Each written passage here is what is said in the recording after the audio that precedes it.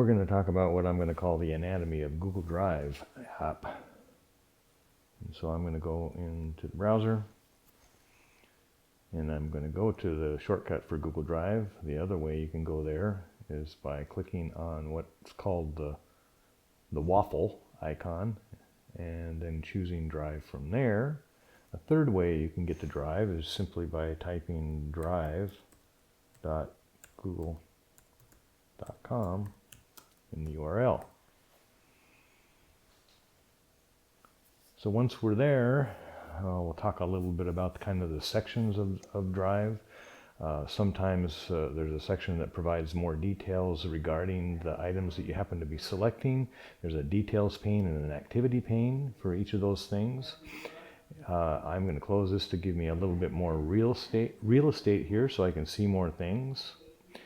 I'm going to talk about My Drive, which is the stuff for you. It's mainly your stuff. And you can hold your shortcuts in here.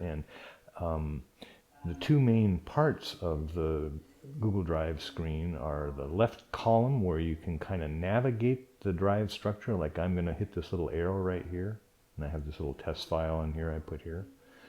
And then I'm going to talk about, if I click on here, it's going to show me the contents that's in there. There happens to be no contents in the test folder, but when I click over on the left side on the name, it will show me the contents. Like for example, there's shared drives, which has a few drives, and if I click on the WA121 drive, it's going to show me the contents over in this pane over here, and I can act on that. And so the best way to use Drive is to kind of navigate the folder structure by using these little arrows, and then when you find a place where you, like say if you want to move a file, you can make sure it's in the middle pane and then navigate on the left side, and then you can just grab it and drag it wherever you want. You have to be kind of drag it, click on the name, and then it'll just drag and it'll turn, and you can see it'll actually open up. If you just hover there, it'll open things up for you to show you what's underneath. So I'm not going to do that. I don't want to move that. Let's see. Sometimes things on the drive can be named to show up at the top of the list. Example, like the WA121 no taxpayer drive has been named, so it shows up at the top of the list, and so has the activity log and the Burlington Scans folder. So those are at the top of the list. You may have lots of other folders with taxpayer folders with PDFs to analyze, and they're going to be organized in alphabetical order below. The third section, so we talked about My Drive that has just your stuff in it. We talked about shared drives, and this is where all of the taxpayer drives are going to be, and this is also where the WA1 District 21 drive is. And then there's also one called Shared with Me, and that will show you any file or folder that's been shared with you. It will not show you a drive that's been shared with you. It will, however, show you a file whose permissions for you have been elevated and they're inside of a drive.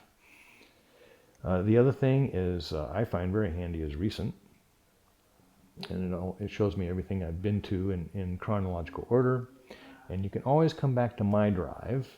If you click on My Drive, it's always going to show you thumbnails depending on how much real estate you have. This one had 3. Now if I make it full screen, I see 4 thumbnails up here, and these are the 4 most recent things that I've touched.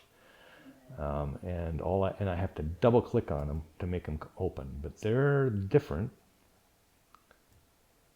These are different than the actual files I'll list in here. These are just thumbnails of the 4 most recent documents that show up at the top, and you only see this view when you click on My Drive. Okay, the final thing is how do you make a shortcut? You can make a shortcut to files and folders. Like say if you wanted to make a shortcut to the activity log, you select it by navigating over here on the left, clicking on the activity log folder, and then now you can right click on this object, and you can say, add a shortcut to Drive. And it literally makes brings up a dialog down here and allows you to put that shortcut anywhere. And I like to put shortcuts right on my Drive, and it'll say add shortcut to Drive. And then when you click on my Drive, there'll be a shortcut here to the Burlington activity log. It's right there. I could do the same thing with a folder. Like say if I wanted to make a shortcut to the documents folder or the technology folder. I'll right click on the technology folder, right click on there and say add shortcut to Drive. Below there. And now if I go here, I have a shortcut to the technology drive as well. So that's it. Oh, one more thing, the drive settings. In drive settings, I think there's one setting that is something to think about, and that's by default, whenever you upload a file to Google Drive, it does not convert it. It keeps it in its original format. Like say if you have a Word doc or an Excel spreadsheet, it's going to maintain it in that form. I like it to convert into a Google Doc, so I check this so anything I upload converts to a Google Doc. And there are many advantages to doing that. And feel free to ask me about that. All right, that's it.